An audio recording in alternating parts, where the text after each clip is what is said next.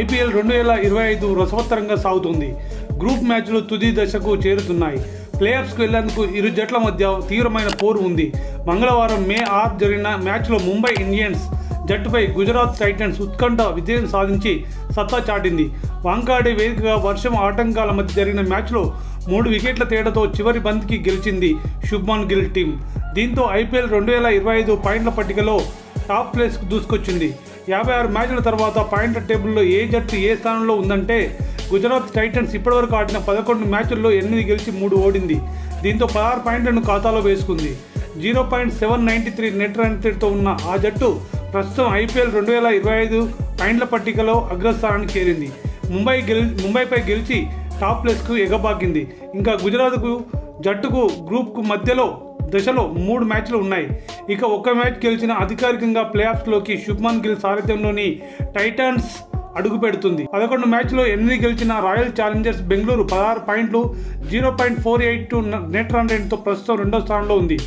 ఇప్పటివరకు ఆడిన 11 మ్యాచ్ల్లో 7 గెలిచి 3 ఓడిన 1 రద్దు. పంజాబ్ కింగ్స్ 15 పాయింట్లతో 0.376 3వ ప్లేస్లో నిలిచింది. గుజరాత్ టైటన్స్ చేతిలో ఓడిన ముంబై ఇండియన్స్ పాయింట్ల పట్టికలో 4వ స్థానానికి పడిపోయింది. సీజన్ ఆరంభంలో పేలవంగా ఆడిన ముంబై వరుసగా 6 విజయాలతో సత్తా చాటింది. అయితే హార్దిక్ పాండ్యా టీంకు గుజరాత్ బ్రేకులు వేసింది. ఇప్పటివరకు 12 మ్యాచ్లు ఆడిన ముంబై 7 గెలిచి 5 ఓడింది.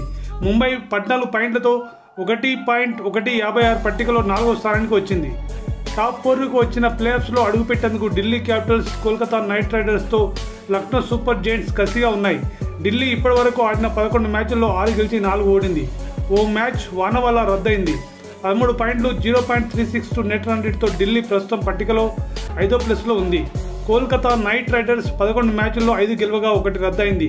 11 పాయింట్లతో 0.249 6వ ప్లేస్లో ఉంది.